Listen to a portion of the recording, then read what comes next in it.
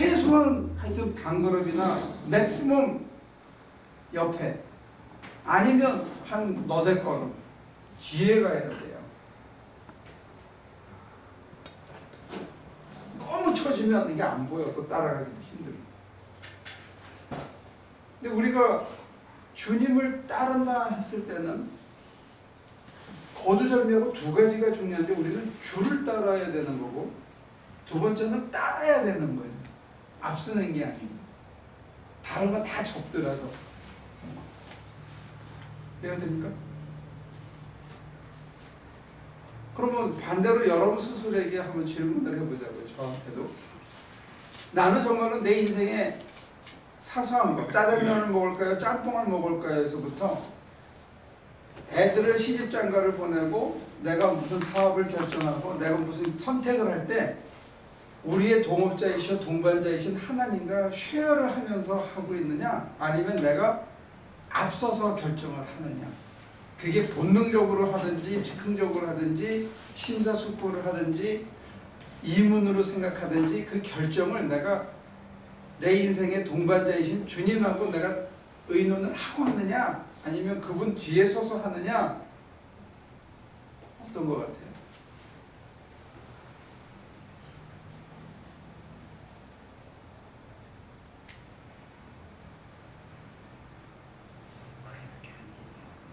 그렇게 안 돼요? 항상 앞서지. 여쭙고 감고 그 음성을 듣고 이렇게 좀 따라가야 하는데, 그게 나는 따르는 건데 그게 안 되고 항상 하나님 없으니까 그게 문제인 것 같아요. 왜 안 되는 것 같아요? 사람과의 관계가. 권사님은 그게 왜 안 되는 것 같아요? 내가 살아서 안 되는 거죠. 권사님이 그러면 겸손. 하나님 앞에 겸손하면은 좀 내 부족을 알면은 앞서지 않죠. 내 부족을 모르니까는 항상 앞서는 거죠. 김 권사님은 어떤 것 같아요? 따르시는 것 같아요? 앞서는 것 같아요?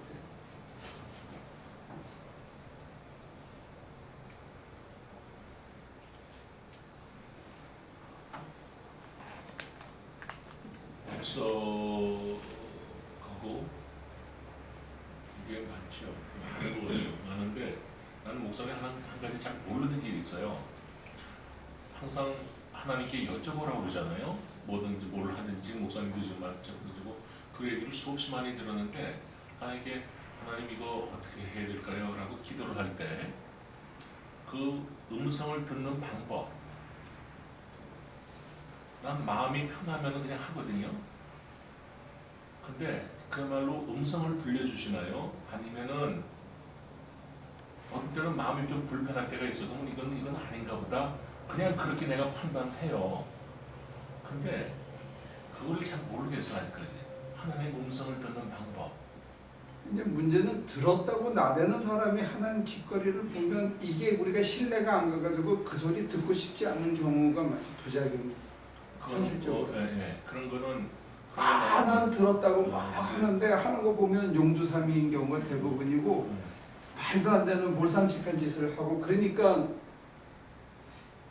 진짜로 듣고 따라가고 싶어도 저렇게 될까봐 못 따라가고, 결과적으로 우리는 건전한 상식이나 교양이나 세상 사람들한테 큰 무리가 안 가는 길을 따라가는데, 그렇게 하다 보면 어떤 일이 벌어지냐면 주님을 안 따르고 세상을 따르는 이게 결과가, 우리가 주님을 따라야 되는데 내가 주님을 따르고 있는지, 주님의 음성을 듣고 양이 목자의 음성을 듣고 따라가는 건지, 풀냄새를 먹고 따라가는 건지 우리가 어떤 때 헷갈릴 때가 많다는 거예요. 근데 신앙의 실천적인 경험으로 보면 아까 우리 권사님 얘기한 것처럼 거의 대부분 일을 저지르고 일이 맥히면 그때 주님을 찾는 게 우리들의 일반적인 신앙생활이다. 일이 엉기면, 꼬이면, 그 다음에 자기 힘으로 도저히 안 되겠으면 그때 주님 도와주세요 그러는데, 그때 가면 인내심의 한계가 오고 너무 사람이 급박해지기 때문에 대부분의 사람들이 장고 끝에 악순한다고 생각은 많이 하고 결정은 즉흥적으로 하는 경우가 많아요. 그리고 즉흥적으로 내리는 결정에 나한테 유리한 것처럼 보이는 선택을 하는데 그게 패착일 경우가 많다는 거예요. 그래서 사람들이 금식도 하고 뭐 산기도도 가고 하나님의 뜻을 물어보려고 가고 그러는데 제가 보면 자기들이 그렇게 중요하다고 생각하는 일이 주님 봐서는 별로 안 중요하고, 주님 보시면 애들이나 자기 마누라한테 말 하나 부드럽게 하는 게 훨씬 더 중요해요. 거기서부터 엉겨가지고 다 터질 수 있거든요. 다 터뜨린 다음에 가가지고 주의 없게 해야 되는데 주님이 뭐 대답해 줄 말이 별로 없을 것 같아. 그럴 때 뭐라 그래. 근데 목사님, 나는 그것이 이렇게 내 자신의 이익을 유익을 구하지 않고 남의 유익을 구하면은 그게 참 좋은 것 같아요. 그러면은 많이 들어주시는 것 같아. 그러니까 내 이제 자신 실천적인 그 분별의 한 방식이죠. 네. 하나님의 말씀을 분별하는 방식 중에 하나가 자기 유익, 자기 편한 거, 나한테 쉬운 거가 아닌 것. 왜냐하면 옛자를 포기하고 또 옛자를 포기하고 진정한 생명을 맛보게 하시기 위해서 주님께서 우리를 십자가를 지고 따라오라고 그러기 때문에 주님의 말씀을 듣는 것도 중요하지만 분별이 더 중요하거든요. 많은 사람들이 꿈이나 계시나 환상을 보고 나서 실패하는 게 뭐냐면 이제 두 번째 디멘전에서 하나는 자기가 일단 저지르는 거고, 두 번째는 들으려고 하는 사람, 보려고 하는 사람도 보고 듣고 나서 자기 마음대로 분별하는 바람에 망가지거든요. 이 두 가지 디멘전이 같이 간다고 봐요. 하나는 앞서는 거고, 하나는 뒤에서 잘 따라가다가 지 마음대로 해석하는 거예요. 주님이 이제 일로 가시나 보다 해가지고 정신없어 딴 데 한눈 팔고 가다 보면 어디 가셨어? 주님이 이렇게 된다.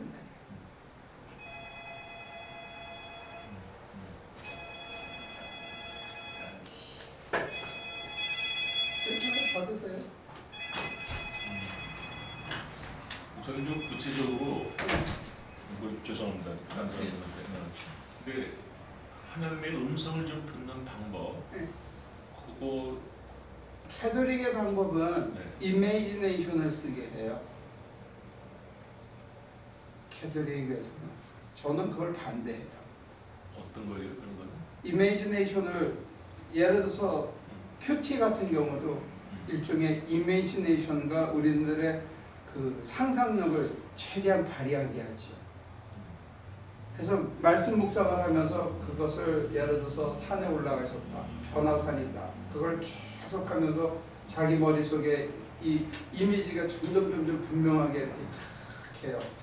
그래서 산에 정말로 베드로도 보이고 주님도 보이고 야고보도 보이고, 그 다음에 정말로 모세와 엘리야가 탁 나타나는 순간에 하늘에서 음성이 들리는 걸 이렇게 막 이미지내서 컨센트레이트 하는 순간에 성경에 안 나와 있는 어떤 단어가 자기 속에 싹 스치는 거예요. 그거를 나한테 주신 메시지라고 그 사람들은 가리켜요. 캐톨릭의 이미지, 렉티오 디비나에서 나온 건데, 렉티오 디비나를 점점 발전시켜가지고 그렇게 만든 거고, 그 중에 일부를 따온 게 큐티예요. 그래서 렉티오 디비나의 원천적인 모습은 주여 말씀하소서 제가 듣겠나이다예요. 말씀을 읽고 우리는 들으려고 하는 게 아무 생각 없이. 그래서 그 단어 중에 어떤 게 굵게 보이든지 어떤 환상이 스쳐 지나가든지 하는 거예요. 그건 이제 보조적인 방법이죠. 그리고 사실 이렇게 기도회를 하는 거는 듣기 위한 연습인데, 왜 이런 이론을 계속 지루하게 가리키냐면, 듣기 시작하면 사람이 컨트롤이 안 돼요. 이 이론이 없는 상태에서 들으면 자기 마음대로 분별하고 해석해가지고 안 듣는 것보다 오히려 못한 일이 많이 벌어지는 걸 목회에서 본 거예요. 저는 안 들으면 이성이라도 있잖아요, 그죠? 근데 훈련이 안 된 상태에서 들으면 이성이 마비가 돼요. 그게 너무 강렬하기 때문에. 그래서 저는 듣는 거를 훈련시키기보다는 들어서 어떻게 분별하느냐를 먼저 한 다음에 그 다음에 이제 우리가 듣는 훈련을 하자는 거예요. 그러니까 이제 뭐 이게 맞는지 안 맞는지 모르지만 거친 비유로 이를 뽑는 기술을 가르치는 게 아니고 부작용을 안 일으키고 실수 안 하고 하는 거를 막 다 가르친 다음에 이제 뽑는 훈련을 시키는 거죠. 지금 근데 들으려고 막 그러면 이제 제일 먼저 뭐가 들리냐면 자신의 욕망이 들려요. 그걸 셀프-퍼포스라고 해요. 자기 도취적인 자기 예언이에요. 자기 암시. 그걸 다 걷어내야 돼요. 그래서 저는 그 캐드릭의 그 명상 방법인 이미지네이션을 거부하는 거예요. 개신교인들이 기도 생활을 안 했기 때문에 수도원에 가서 그걸 먼저 자꾸 배우고 싶어 해요. 그게 빠르거든요. 3일째면 다 봐요. 뜨레스티아스도 같은 맥락. 방법을 설정해 놓고 글로 몰아가게 되면 그와 유사한 체험을 하게 되는데 그걸 소위 말하는 artificial religious experience.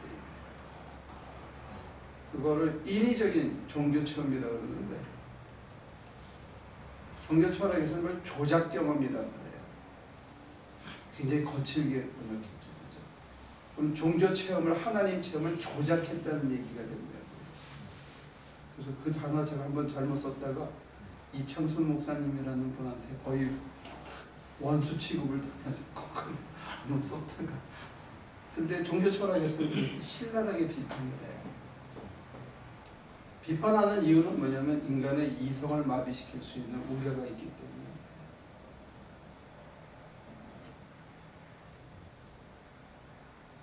그래서 진짜 은혜를 많이 사모하는 예를 들면 그 구국기도회 하잖아요, 그죠?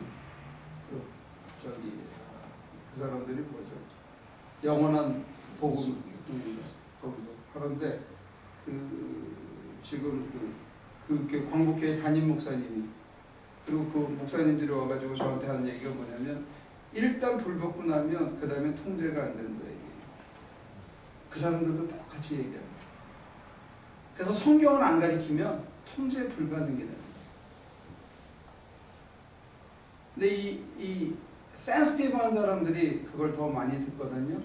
예민한 사람들. 그리고 더 확실하게 그림으로 봐요.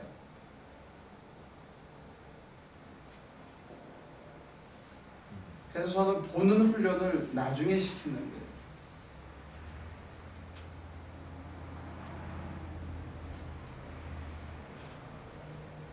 저는 뭐 그런 정도는 전혀 모르고 아직까지 알고 싶지도 않고요. 근데 이제 거기가 이제 위험하지만 문턱인데 그 문턱을 넘어서야만 내가 주님과 동행하고 있다는 것을 감지하는 영적 감각이 회복이 돼요. 그게 내가 따르고 있다는, 그러니까 자기 맹신하고 자기 확신은 차이가 있지만 웨슬레는 뭐라 하냐면 내가 구원의 확신을 가지고 사는 게 구원받는 데 도움된다고 그래요. 내가 구원의 확신이 있다고 구원받은 건 아니에요. 내 확신하고 내 신념이 동일한 건 아니라는 거예요. 내가 감격을 가지고 사는 이 확신은 좋은데 그게 구원을 보장해 주진 않아요. 대신 영적 감각이 회복에 대해서 그분하고 늘 동행하는 것을 자기가 감지하면서 따라가면 어떤 면에서 신앙생활이 훨씬 쉽다는 거예요. 그리고 이제 심화된 신앙생활을 할 수 있는 장점은 있죠. 우리가 글로 가야 되는 거거든요. 주님을 따라간다면 내가 따라가다가 이게 정말 주님인가 하는 의심도 들고 주님이라는 확신이 있어야 따라갈 거 아니에요. 기껏 따라갔다고 생각했는데 돈을 따라갔어. 그죠? 그럼 우리는 주님은 놓친 거야. 돈은 벌었는데.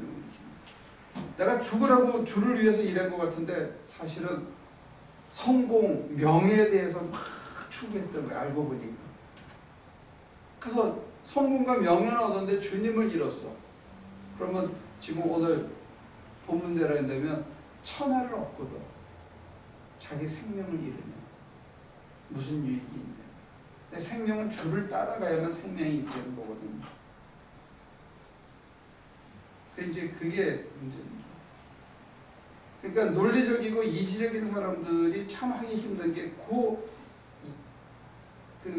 그래서 하이데거라는 그 금세기 최고의 철학자가 한 얘기가 뭐냐면 철학이 하는 기능은 우리로 하여금 여기까지 올라가게 하는데 도움을 주고 그걸 설명하는 거고 그 다음에는 점프하는 거래요.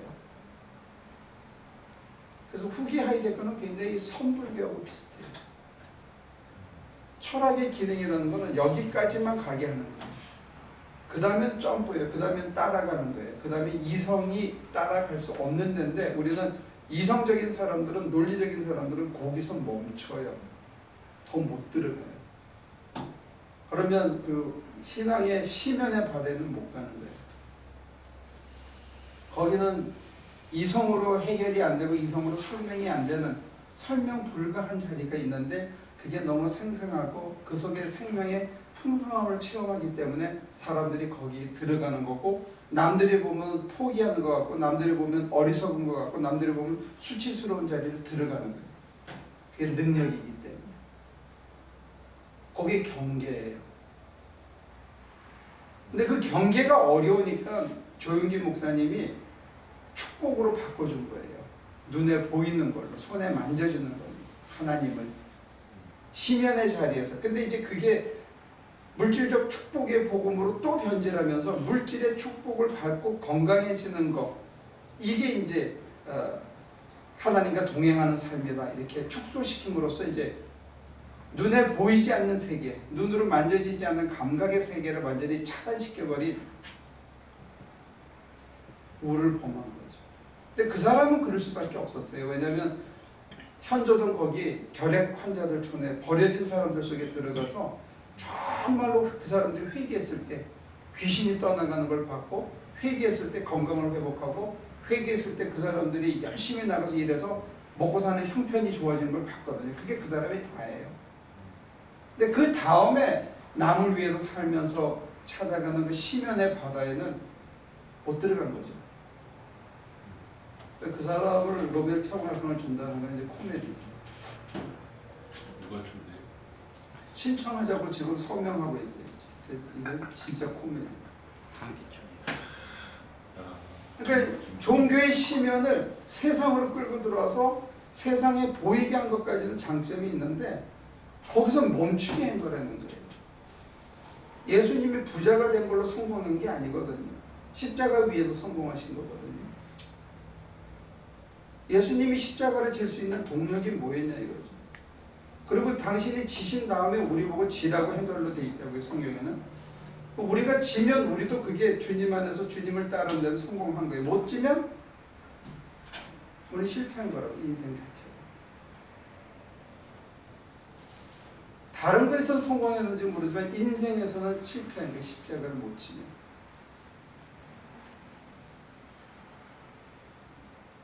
근데 저는 또 김 선생님보다 더 죄송한데 그 이전에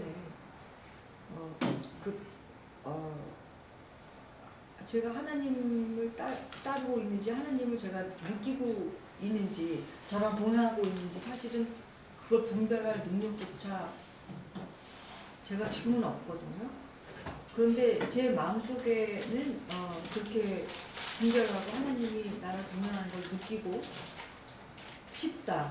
그리고 소명을 주심을 듣고 싶다 하는 열망은 있어요. 근데 이것이 저의 개인적인 욕구일까요? 아니면 버려야 하는 저 자신일까요?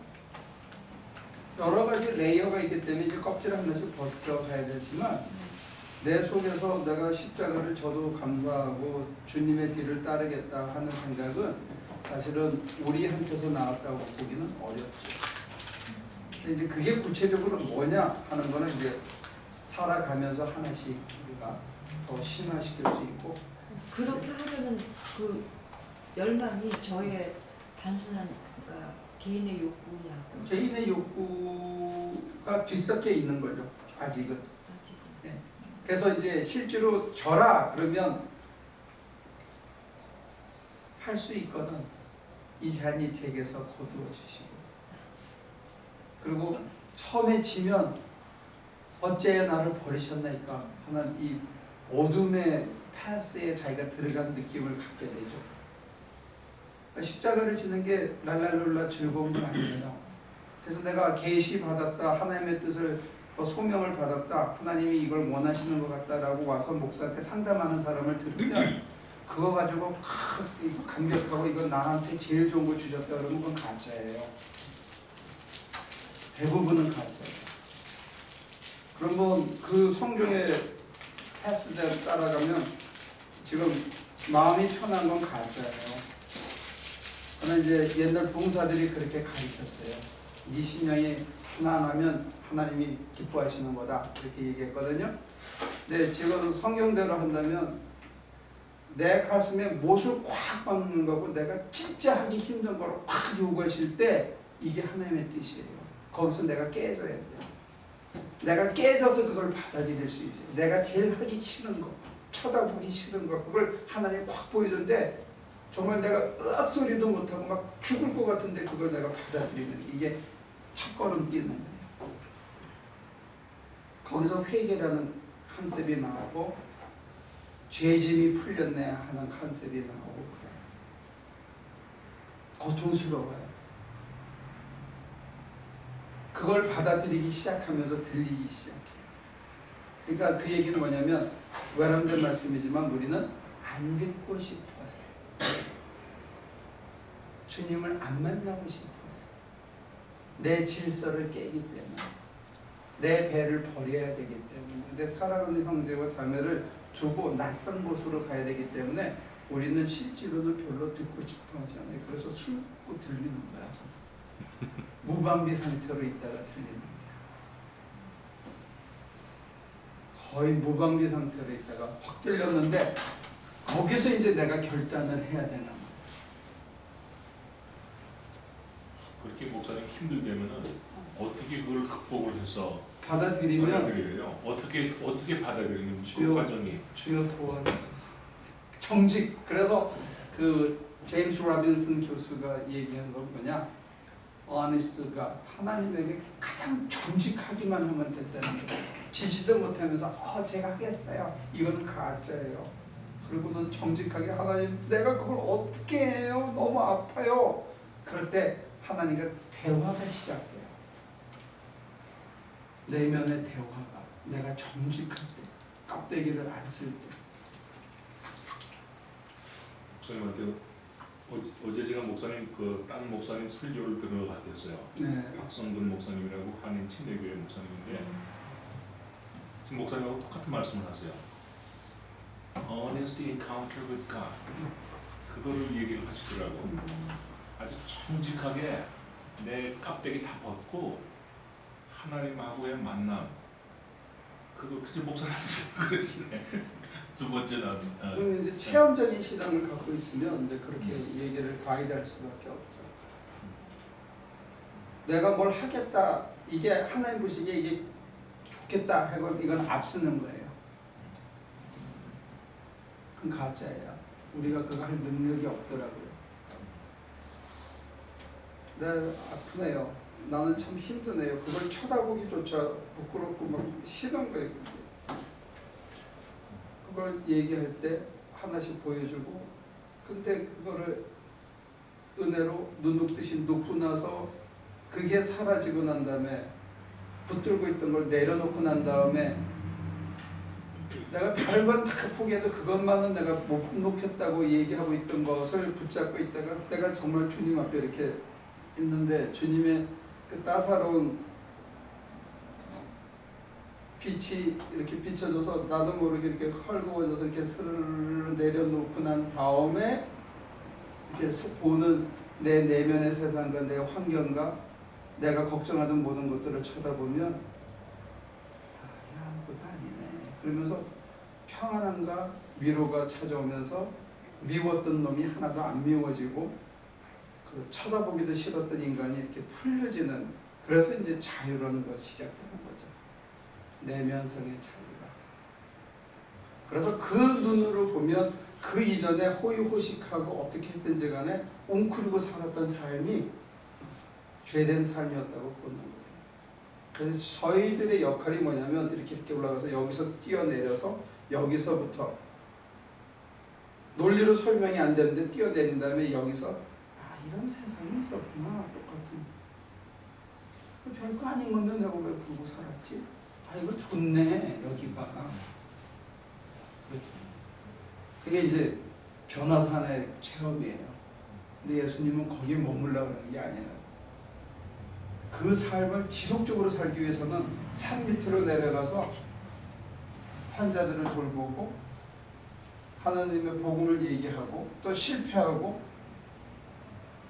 엎드려 기도하고 그 다음에 두벌 옷도 안 입고 지팡이 하나 들고 다니는 이런 생활이 있을 때 그 상태가 유지되는 거예요.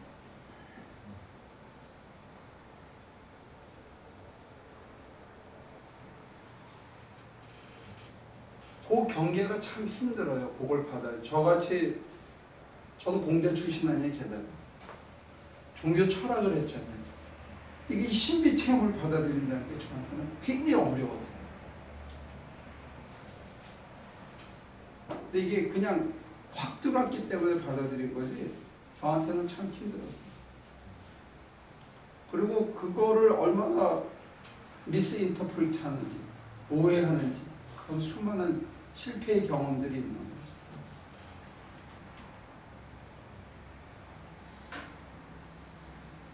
그래서 구체적으로 이제 줄여서 어떻게 듣는 거예요? 이렇게 말씀을 하시면 내가 갖고 있는 모든 전의나 전제나 붙들고 있는 것들을 내려놓는 게 한 연습이더라. 그래서 아까 렉티오 디비나도 했었고 우리 교회에서는 이렇게 내려놓는 것, 자기를 비우고 기다리는 것, 자기의 생각과 판단과 걱정과 근심과 모든 염려를 내려놓고 모든 것을 하나님께 의탁하는 내려놓음의 기도를 먼저 하는 거예요. 비움의 기도. 그때 이제 스쳐 지나가는 것이 있을 때 더 기다리셔야 돼요. 그래야 그것을 따를 수 있는 힘이 생기는 영적 내공이 생기는 거예요. 그거 없이 벌떡 일어나면 그걸 수행할 수 있는 힘이 우리에게는 없더라는 거죠. 내 생각으로 꽉 차 있으면 안 들려요. 내 주장으로 꽉 차 있으면 안 들려요.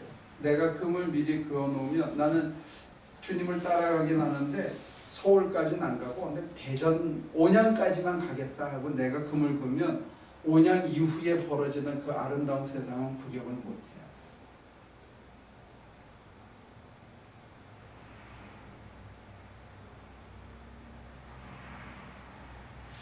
목사님 이런 것도 있어요. 그러니까 생각을 하다가 잠깐 스치는 생각인데 맞아 이거 너무 좋아. 근데 그거를 어디 적어두든가 실행을 안 하면은 또 이상 다시는 그것이 안 와요. 다시는 안 와요. 근데 그럴 때가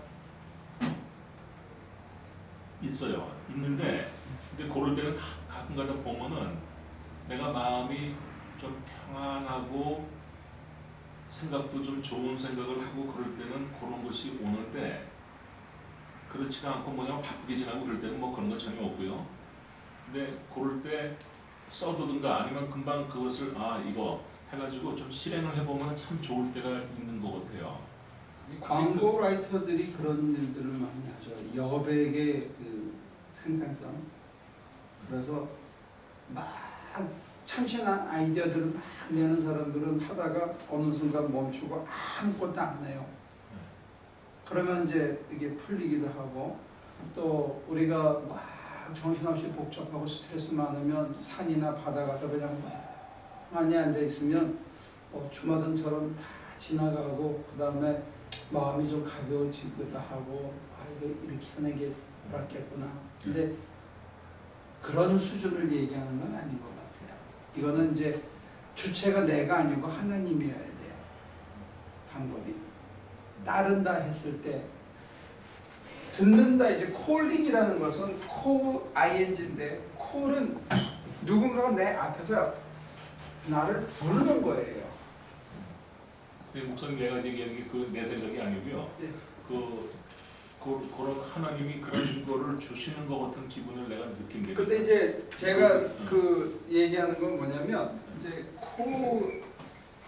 이거 이제 ing인데 이분이 사실은 이게 미래고 내가 가야 할 방향이에요. 이게 현재고 이게 내가 걸어왔던 길이에요. 과거라면 이 현재는 과거의 짐으로 돼 있는데 미래에서 나를 이렇게 부르실 때는 내가 익숙하지 않은 거라는 거예요. 지금 나는 그물을 깃고 있어요. 내 옆에는 형제들이 있어요. 내 옆에는 배가 있어요. 그리고 그에게는 생선이 있는 게 먹고 떡이. 근데 주님이 오셔서 나를 따르라 하고 현재의 말을 하셔요. 근데 이거는 이 과거와의 단절이고 미래로 가는 거예요. 근데 나를 따르는 이 자리는 생선도 없고 떡도 없고 형제도 없고 배도 없고 아무것도 없는 자리로 나를 부르는 거예요. 그래서 나한테 뻑뻑하다니까. 절대로 쌍팍하게 들리지 않아요. 부담으로 다가와요. 제 도와줘라 이런 거는 부담으로 다가와요. 근데 그 부담을 내가 실천할 힘이 없다는 거예요. 우리 이 개신교 신학에서 얘기하는 건. 그래서 십자가가 수치스러운 거고 미련한 거라는 거예요. 콜링에 응답하는 거는 다 미련한 거예요. 그래서 우리가 그런 얘기 하잖아요. Why me? 죄도 있는데요. 모세가 저는 입이 둔한데요. 야 인마 네가 말하지 않아도 돼. 내가 말했는데 놔뒀어. 아니 그래도요 사람들이요. 콜링은 절대로 쉽게 예스 할 수 있는 내용의 콜링 아니에요. 근데 문제는 그 콜링이